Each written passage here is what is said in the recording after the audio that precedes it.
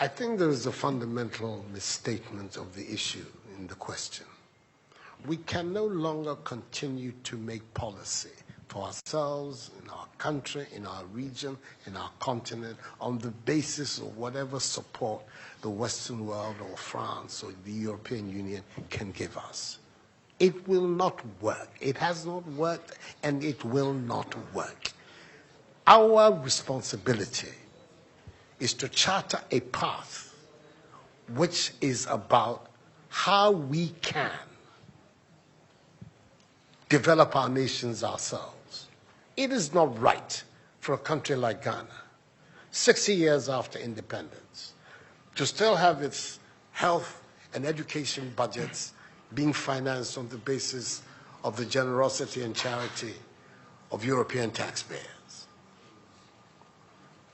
By now, we should be able to finance our basic needs ourselves.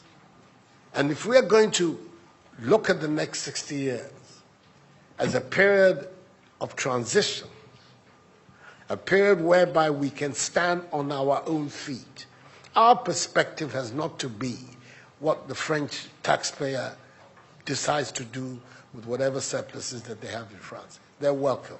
They're appreciated. Whatever interventions that the French taxpayer through their governments make to us are appreciated. We're not going to lick a gift horse in the mouth. But this continent, with all that has happened, is still today the repository of at least 30% of the most important minerals of the world. It is a continent of vast, arable, and fertile lands. It has the youngest population of any of the continents in the world. So it has the energy and the dynamism. We have seen it. These young men who are showing so much resilience and ingenuity in crossing the Sahara, finding ways to go across with rickety boats across the Mediterranean to really, those energies, we want to have those energies working inside our countries. And we're going to have those energies working in our countries if we begin to build systems that tell the young people of our country that their hopes, their opportunity are right here with us. Migration and the movement of people is being presented in a manner which suggests that somehow it's a new phenomenon. There's nothing new about it. It's as old as man, the movement of people. And it has always been linked to the same thing: the failure of where you are to provide you with an opportunity, so you move somewhere else. Those of you who are familiar with 19th century European history would know that the biggest wave of immigration in 19th century Europe, the latter part of it, came from Ireland and from Italy. Waves upon waves, generations of Italians and Irish people left their countries to seek the American paradise, largely because Ireland was not working, Italy was not working. Today, you don't hear it. Italian young people are in Italy. Irish young people are in Ireland. We want young Africans to stay in Africa. And how are they? And it means that we have to get away from this mindset of dependence. This mindset about what can France do for us. France will do whatever it needs to do for its own sake. And when those coincide with ours, tant mieux, as the French people say. But our main responsibility as leaders, as citizens, is what we need to do to grow our own countries. What are the institutions that work, that would allow us to have good governance, to have accountable governance, to make sure that the monies that are placed at the disposal of leaders are used for the interests of the state and not for those of the leaders, to have systems that allow for accountability, that allow for diversity, that allow for people to be able to express themselves and contribute to fashioning the public will and the public interest. Our concern should be with what do we need to do in this 21st century to move Africa away from being cap in hand and begging for aid, for charity, for handouts. The African continent, when you look at its resources, should be giving monies to other places.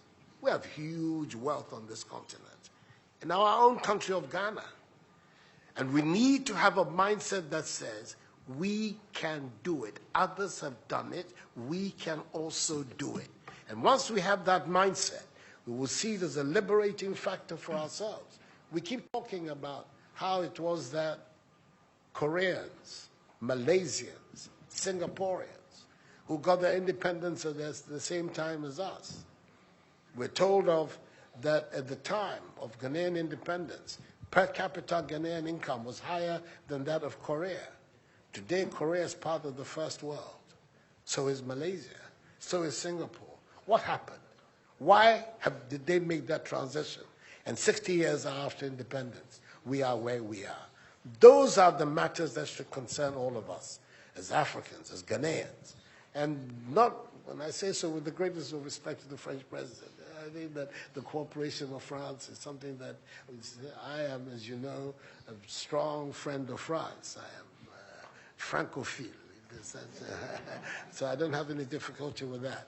But I'm talking about our own propulsion, what we need to do to get our countries to work so that we can create the conditions that would allow our young people to forego this hazardous effort to get to Europe. They're not going there because they want to. They're going there because they don't believe they have any opportunities in our countries. So that should be our focus.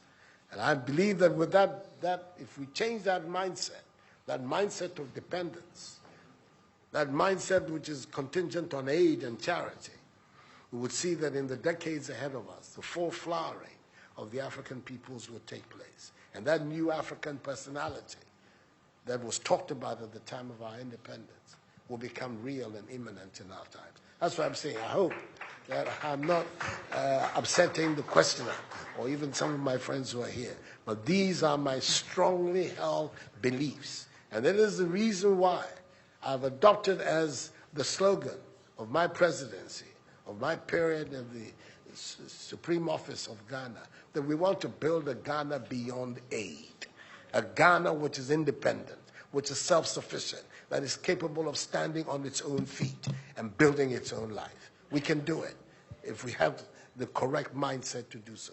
Mr. President, those are my contributions.